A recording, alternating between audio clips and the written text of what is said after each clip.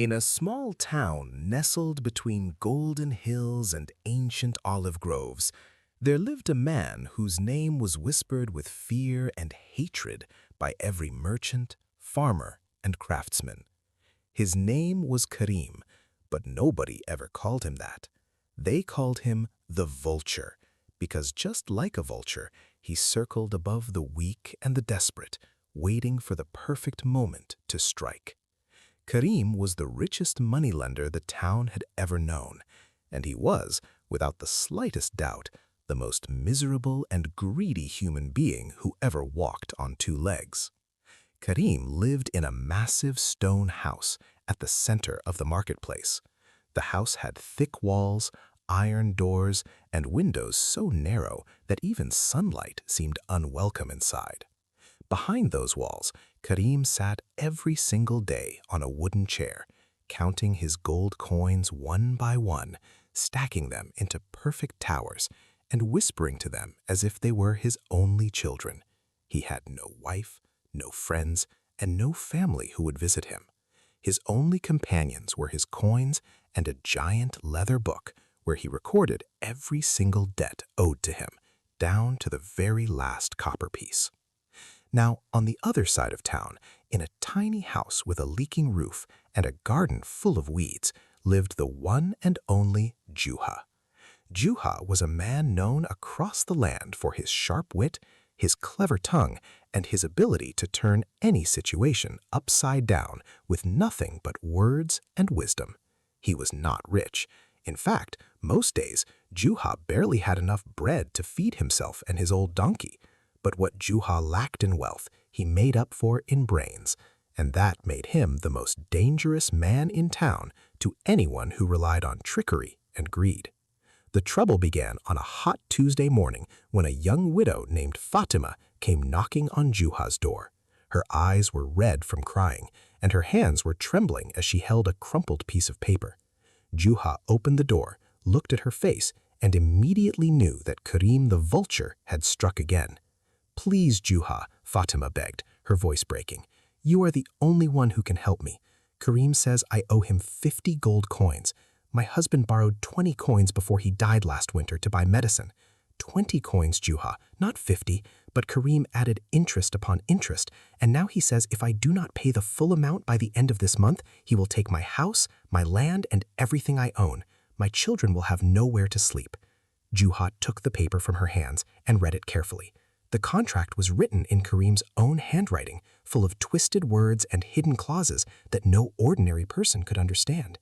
At the bottom, there was her late husband's thumbprint, pressed in ink beside terms he probably never fully understood. "This is robbery," Juha muttered, folding the paper slowly. "Legal robbery, wrapped in ink and paper." Fatima was not the first person to come to Juha with such a story. Over the past several years, Karim had slowly devoured the town like a disease. He lent money to farmers during droughts, to merchants during bad seasons, and to families during funerals and illnesses. He always appeared with a warm smile and generous words when people were desperate, but hidden inside every contract were cruel conditions that multiplied the debt to 2 or 3 times the original amount. And when people could not pay, Karim took everything. He had already seized 7 houses, 3 farms, and 2 shops. Half the marketplace now belonged to him, and the people who once owned those properties were now working as his servants just to survive. The town judge was useless. Karim always made sure his contracts were technically legal, even if they were morally disgusting. And besides, some people whispered that the judge himself owed money to Karim, which meant justice in this town had been bought and paid for long ago. Juha sat down on his doorstep and thought for a very long time. He watched a line of ants carrying crumbs across the ground, each one working together, each one small but determined. Then he looked up at Fatima and said something that surprised her completely. "Do not pay him a single coin, not one." Fatima gasped. "But he will take my house. He will drag me before the judge." "Let him," Juha said calmly, a slow smile spreading across his face. "In fact, I want him to.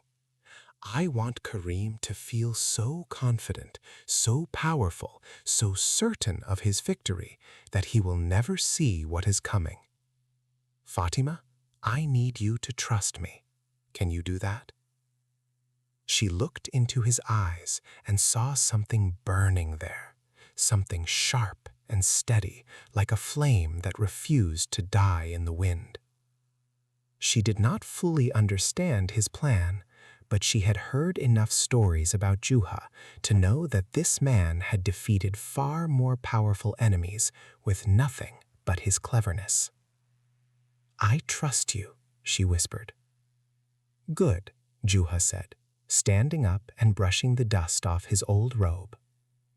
"Now I need to go visit an old friend of mine, a man who sells the finest perfume in the region.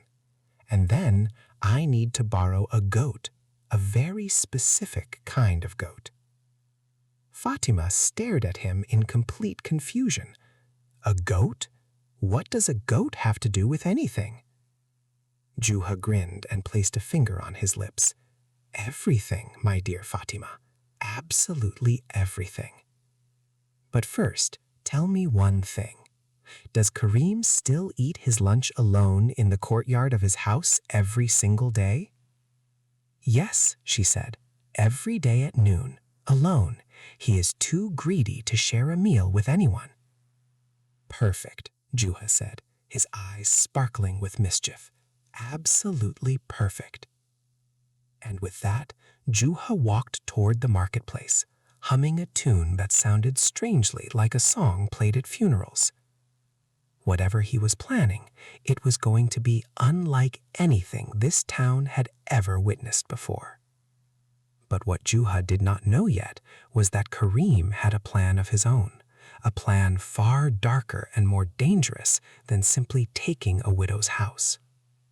And when those two plans would finally collide, only one man would be left standing. Juha spent the rest of that Tuesday walking through the marketplace with his hands clasped behind his back, observing everything and saying very little. This was unusual for Juha, because normally he talked to everyone he passed, cracking jokes and telling stories that made even the grumpiest old men laugh. But today, Juha was studying the battlefield, because that is exactly what this town had become, a battlefield, and Karim the Vulture was winning the war. His first stop was the perfume shop owned by his old friend Hassan. Hassan was a gentleman with soft hands and a long white beard that always smelled like roses and sandalwood. His shop was tiny, squeezed between a bakery and a blacksmith, but the moment you stepped inside, you were transported to another world. Hundreds of small glass bottles lined the shelves, each one containing oils and essences collected from distant lands. Hassan was a master of his craft, and more importantly, he owed Juha a favor from many years ago. "Hassan, my dear friend," Juha said, stepping inside and closing the door behind him, "I need something very special from you. I need a perfume so powerful, so irresistible, that it can make a man lose his senses completely. A scent that makes the brain slow down and the tongue move freely. Do you have such a thing?" Hassan stroked his beard thoughtfully. "I have something even better. There is an oil extracted from a flower that grows only in the valleys beyond the eastern mountains. When mixed with certain herbs, it creates a fragrance that relaxes the mind so deeply that a man becomes almost drunk without drinking a single drop of wine. He becomes calm, trusting, and extremely talkative. I use it very rarely because it is incredibly expensive." "How much?" Juha asked. "For anyone else, 10 gold coins. For you, Juha, it is free. You saved my daughter's reputation when that merchant tried to spread lies about her 3 years ago. I have never forgotten that. Take it and use it well." Juha thanked his friend with a warm embrace and carefully placed the small blue bottle inside his robe. Then he made his second stop, a farm on the edge of town, owned by a woman named Salma, who raised the finest goats in the entire region. But Juha did not want just any goat. He wanted one very specific animal. I need the goat that eats paper, Juha said to Salma with a completely serious face. Salma burst out laughing. You mean Shaitan? That cursed creature eats everything. Clothes, shoes, rope, and yes, paper. Last week he ate my daughter's entire homework and half a curtain. I would gladly give him to you for free if you promise never to bring him back. You have yourself a deal, Juha said, grabbing the goat by its rope. The goat, a large black animal with wild yellow eyes and horns that curved like two daggers, immediately tried to eat the sleeve of Juha's robe. Juha pulled his arm away just in time and smiled. Oh yes, you are absolutely perfect. That evening, Juha sat in his small house with a single candle burning on the table. He had the perfume, he had the goat, and now he needed the final piece of his plan, information. He needed to know exactly what was inside Kareem's leather book. That book contained every contract, every debt, every record of every family Kareem had destroyed. If Juha could get his hands on that book, even for a few minutes, he could change everything. But getting inside Kareem's house was nearly impossible. The iron doors were always locked. The windows were too narrow for even a child to crawl through, and Kareem trusted no one. He had no servants inside the house. He cooked his own meals, washed his own clothes, and slept with the leather book chained to his wrist. The man was paranoid to the point of madness, and perhaps that was what made him so dangerous. However, Juha had noticed something during his walk through the marketplace that afternoon. Every single day, without exception, Kareem opened his courtyard gate at exactly noon to sit outside and eat his lunch. He did this not because he enjoyed fresh air or sunshine, but because he liked to watch the marketplace while he ate. He liked to see the merchants struggling, the farmers sweating, and the widows weeping. Their suffering was his entertainment, his dessert after every meal. During those 30 minutes, the courtyard gate remained open, and the courtyard led directly to the back door of the house, which Kareem sometimes left unlocked while he was eating just a few steps away. It was a tiny window of opportunity, but for someone like Juha, it was more than enough. The next morning, Juha woke up before sunrise. He washed his face, fed his donkey, and then turned to the black goat that was currently chewing on the corner of his prayer mat. Listen carefully, Shaitan, Juha said, looking the goat directly in its wild yellow eyes. Today, you and I are going to perform the greatest act this town has ever seen. I need you to be hungry, very, very hungry. Can you do that for me?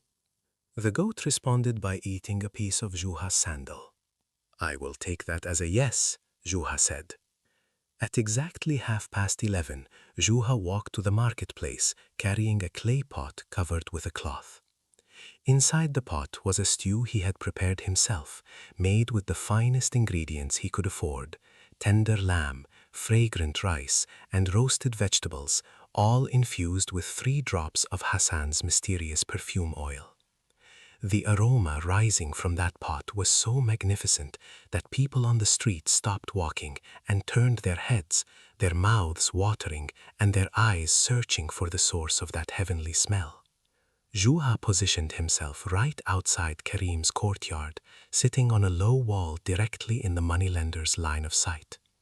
He opened the pot, and the fragrance exploded into the air like an invisible cloud, drifting across the courtyard and wrapping itself around Kareem's nose like a silk ribbon.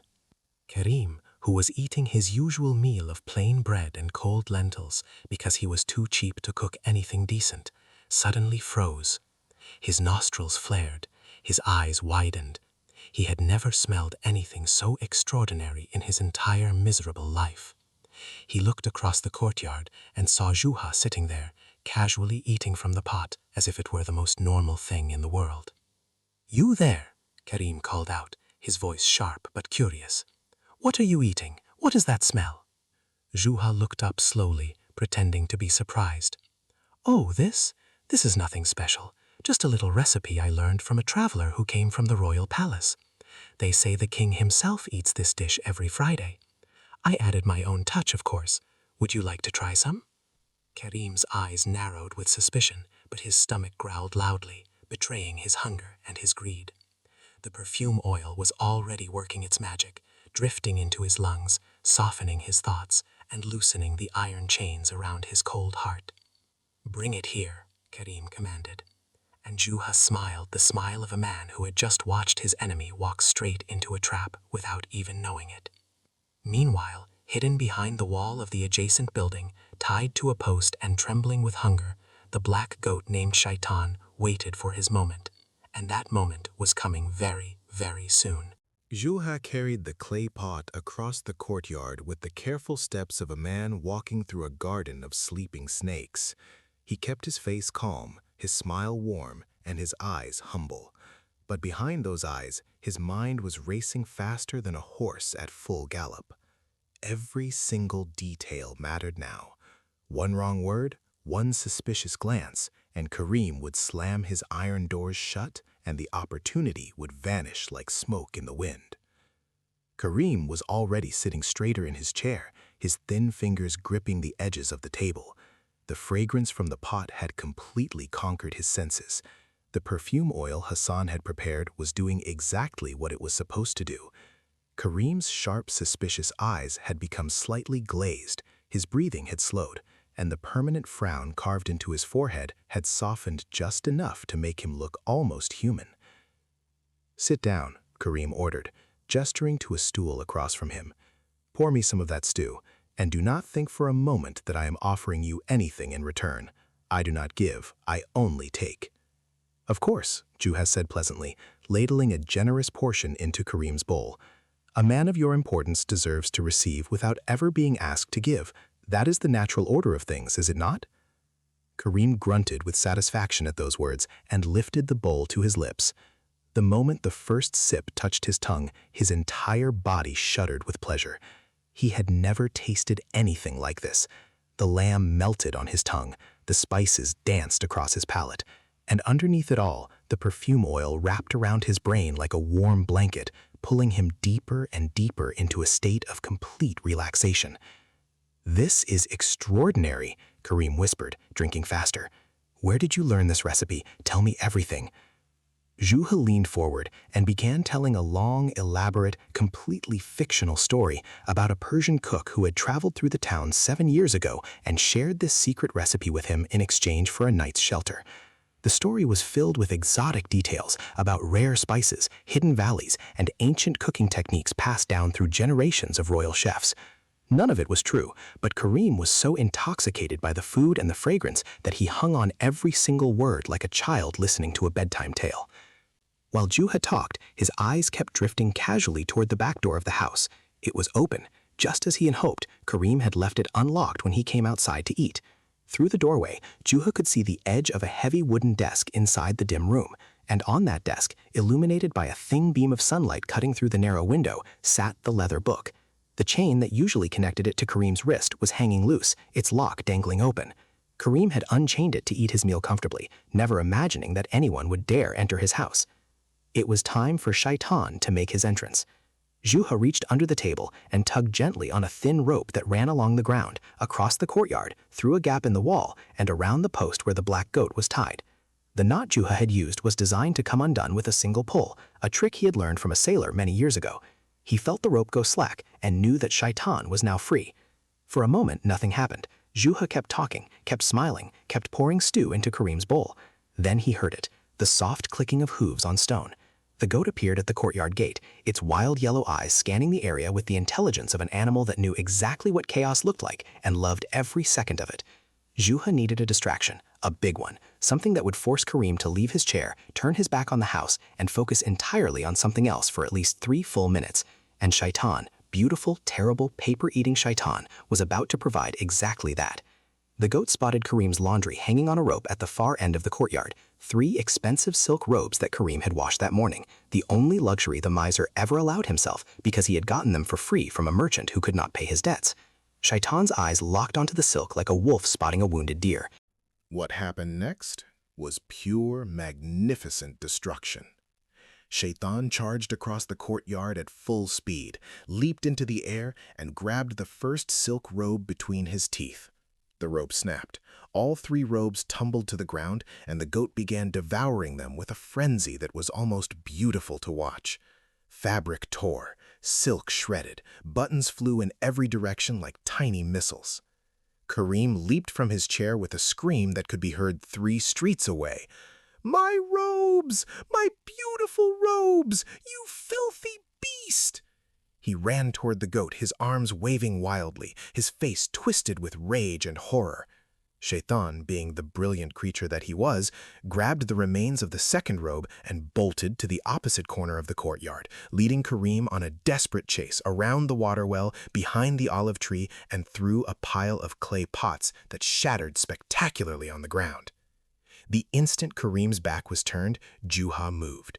He did not run because running makes noise and attracts attention. Instead, he walked quickly and silently through the back door and into the dim room where the leather book sat waiting on the desk. His heart was pounding so hard he could feel it in his throat, but his hands were steady as stone. He opened the book and began flipping through the pages. What he saw made his blood turn cold. It was worse than he had imagined. Far, far worse. The book did not just contain records of debts and contracts.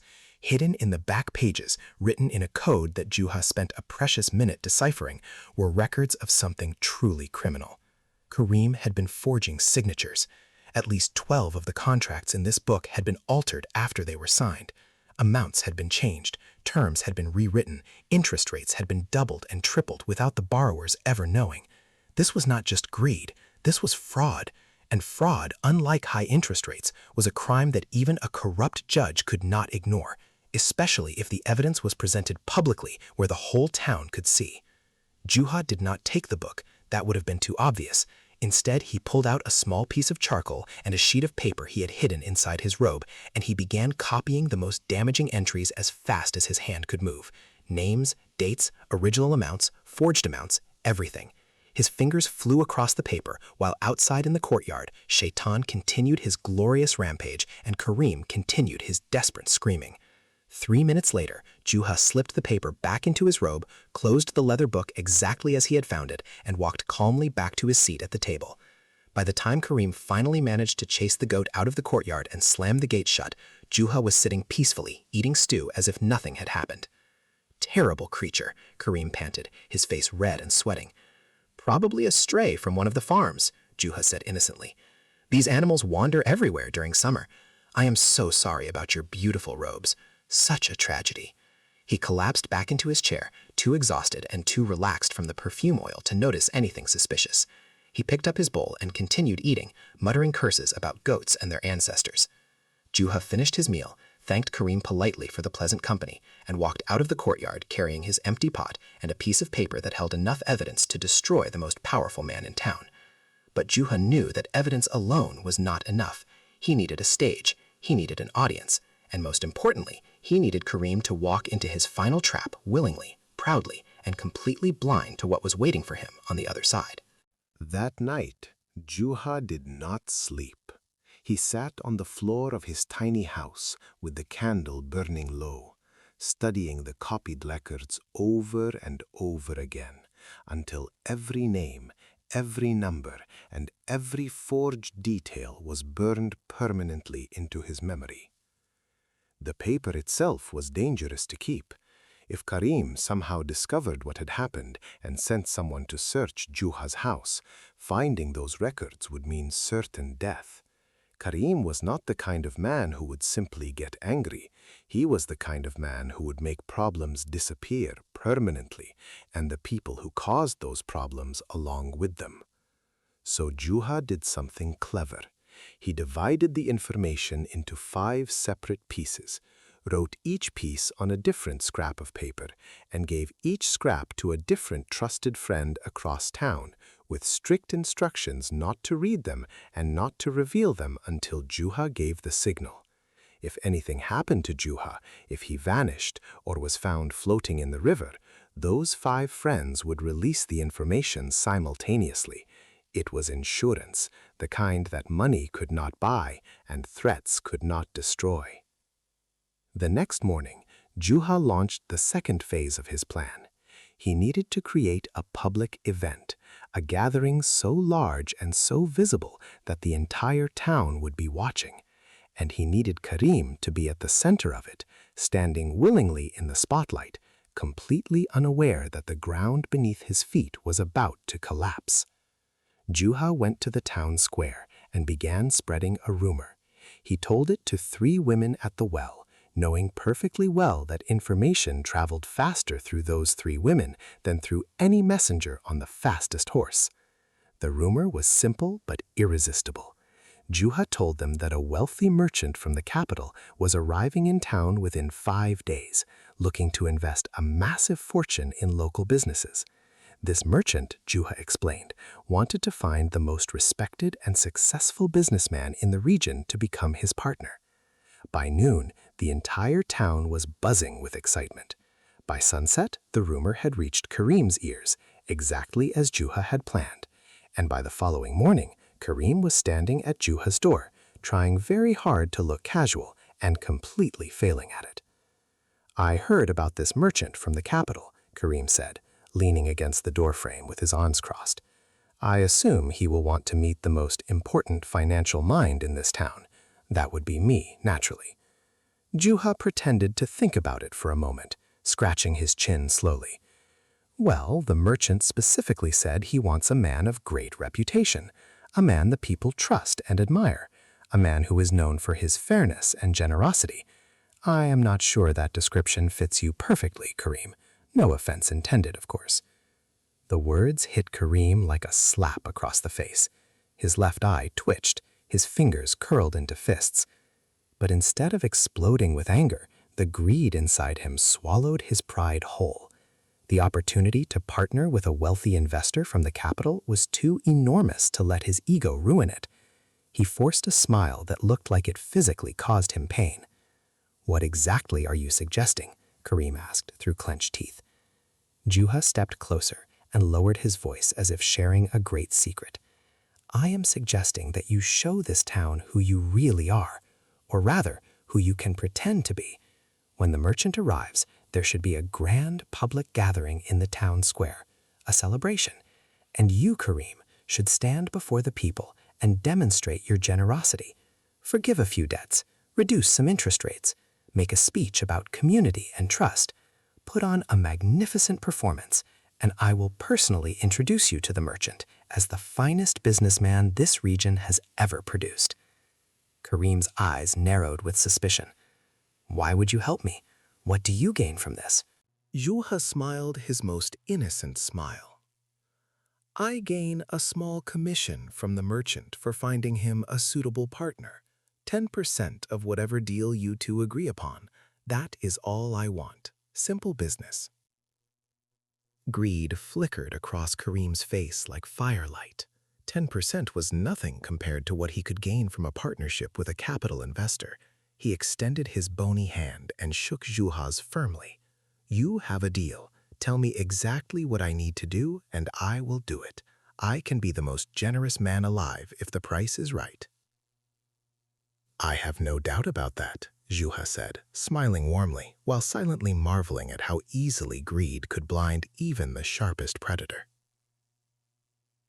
Over the next 4 days, Juha orchestrated everything with the precision of a military commander preparing for battle. He arranged for a large wooden stage to be built in the center of the town square. He convinced the baker to provide free bread for the gathering. He persuaded the musicians to play for reduced fees. He personally visited every single family that Karim had wronged and whispered the same message into each of their ears. "Come to the square on Friday. Bring your original contracts if you still have them. Bring witnesses who remember what you actually signed. And whatever happens, do not be afraid. Justice is coming." The families were skeptical. Years of suffering under Karim's grip had crushed their hope into dust, but Juha's name carried a strange kind of magic in this town. People remembered how he had outsmarted the corrupt tax collector 2 years ago. They remembered how he had exposed the cheating grain merchant who was mixing sand into his flour. Juha had a perfect record of defending the weak against the powerful, and that record was enough to convince even the most hopeless among them to show up.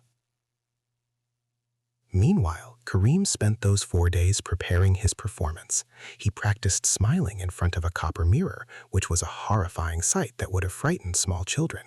He memorized a speech about kindness and brotherhood that he had stolen from a religious text without understanding a single word of it. He even bought a new robe, spending actual money for the first time in years, which nearly gave him a heart attack. He selected 3 small debts to publicly forgive during the gathering, debts so tiny that forgiving them would cost him practically nothing, but would look enormously generous in front of the visiting merchant.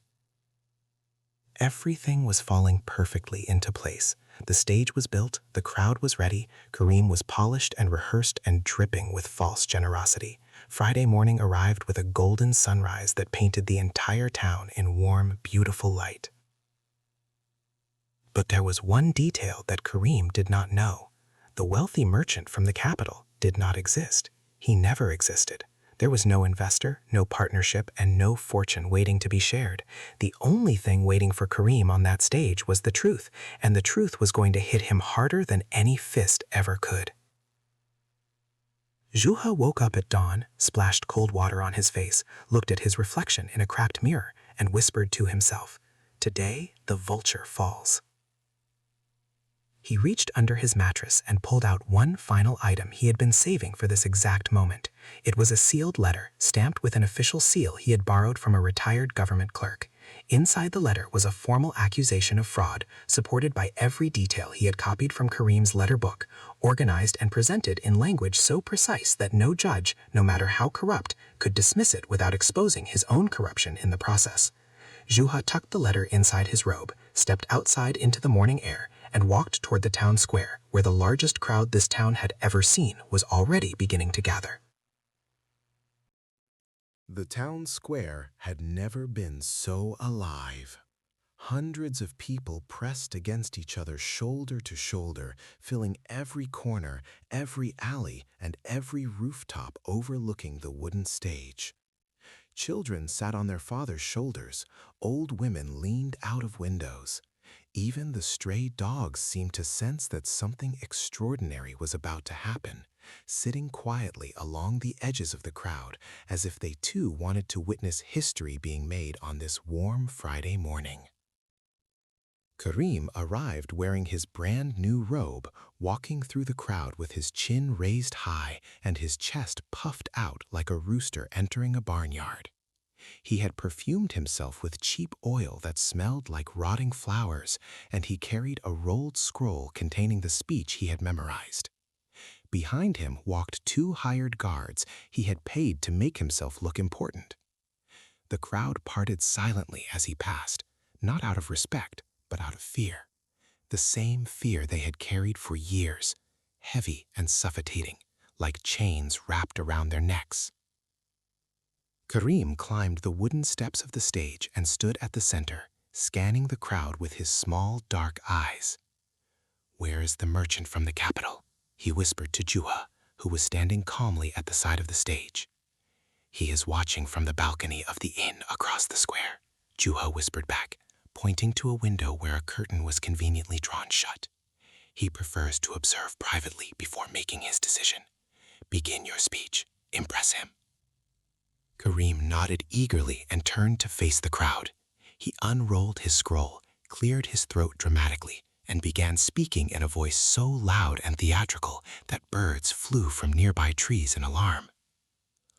"My beloved people, my dear neighbors and friends, I stand before you today not as a businessman, but as a humble servant of this community. For too long I have focused on numbers and profits, forgetting that the true wealth of any man is measured not by the gold in his chest, but by the love in his heart." The crowd stared at him in stunned silence. A few people exchanged confused glances. One old farmer in the back whispered to his wife, "Has he been bitten by a mad dog?" His wife shushed him and kept watching. Karim continued his performance with growing confidence. He announced that he was forgiving 3 debts, calling forward 3 carefully selected individuals whose combined debts totaled less than 5 gold coins. He handed them their torn contracts with a flourish, smiling broadly for the invisible merchant he believed was watching behind the curtain. The crowd offered a thin, uncertain applause that sounded more like the rattling of dry leaves than genuine celebration. Then Juha stepped forward. His movement was slow and deliberate, like a chess player reaching for the final piece. The crowd fell absolutely silent. Even the wind seemed to hold its breath. "Thank you, Karim, for that touching display of generosity," Juha said, his voice carried across the square with a clarity that reached every single ear. "3 debts forgiven. How noble. But I wonder if you would be equally generous if we discussed some of your other contracts, the ones you changed after people signed them." The color drained from Karim's face so fast that he looked like a ghost wrapped in expensive fabric. "What are you talking about?" he stammered, his rehearsed smile cracking like dry clay. Juha turned to face the crowd and raised his voice even higher. "People of this town, for years this man has been robbing you in broad daylight using ink and paper as his weapons. He has forged signatures, he has altered contracts, he has changed amounts after you pressed your thumbprints onto documents you trusted. I have the proof right here." Juha pulled the sealed letter from his robe and held it high above his head. Then he called forward the 5 friends who had been holding the separate pieces of evidence. One by one, they climbed the stage and handed their papers to Juha, who assembled them together like pieces of a puzzle that painted a devastating picture of fraud and deception. Fatima's husband borrowed 20 gold coins, not 50, Juha announced, holding up the copied record. The number was changed after the contract was signed. Old Ibrahim borrowed 15 coins for his farm, and Karim changed it to 40. The baker Mustafa paid his debt in full 2 years ago, but Karim erased the record of payment and continued demanding money. Every single crime is documented here, in Karim's own handwriting, in his own secret code, which I have deciphered completely. The crowd erupted. Years of silent suffering exploded into furious shouting. People surged toward the stage, their faces burning with the kind of anger that only comes from discovering that your pain was manufactured deliberately by someone who smiled while destroying you. Karim stumbled backward, his scroll falling from his trembling hands, his guards quietly disappearing into the crowd because no amount of money was worth standing between a guilty man and an entire town demanding justice. "This is lies, fabrication. You have no authority," Karim screamed, his voice breaking with panic. "You are correct. I have no authority," Juha replied calmly. "But he does." Juha pointed to the balcony of the inn across the square. The curtain drew open, and standing there was not a wealthy merchant from the capital, but Judge Mahmoud himself, the very judge everyone believed was under Karim's control. Beside him stood a government inspector from the capital, a real one, whom Juha had secretly contacted 2 weeks ago through a letter carried by a trusted traveler. The truth was that Juha had never intended to rely on the local judge alone. He knew the judge was compromised, so he had gone above the judge's head entirely, sending detailed evidence directly to the provincial governor's office. The inspector had arrived quietly the previous night, met with Juha in secret, reviewed the evidence, and confronted Judge Mahmoud privately with a simple choice: cooperate and keep your position, or resist and be arrested alongside Karim. The judge chose wisely. "Karim ibn Said," the inspector announced from the balcony, his official voice silencing the crowd instantly. "By the authority of the provincial governor, you are hereby charged with the crimes of forgery, fraud, and the systematic theft of property through falsified contracts. Your assets are frozen, your ledger will be seized, every contract you hold will be reviewed, and every person you have wronged will receive full restitution. Guards, take him." 2 provincial soldiers appeared from inside the inn and marched toward the stage. Karim fell to his knees, his new robe dragging in the dust, his mouth opening and closing like a fish pulled from water. For the first time in his life, the man who had taken everything from everyone had absolutely nothing left. As the soldiers dragged Karim away through the crowd, the people did not cheer, they did not throw stones or shout insults. Instead, something far more powerful happened. They stood in complete silence and watched. They watched the vulture fall. They watched justice arrive on the wings of a clever man who owned nothing but a leaking house, an old donkey, and a mind sharper than any sword. Fatima pushed through the crowd and reached Juha, tears streaming down her face. "How can I ever repay you?" she whispered. Juha smiled gently, placed his hand on her shoulder, and said the words that would be repeated in this town for generations to come. The only debt that matters, Fatima, is the one we owe to the truth, and that debt was paid today in full. That evening, Juha walked home slowly through the quiet streets, his old donkey walking beside him, and the black goat Shaitan followed close behind, chewing contentedly on a piece of rope. The sun was setting behind the golden hills, painting the sky in shades of orange and crimson, and somewhere in the distance, a bird was singing a song that sounded remarkably like freedom.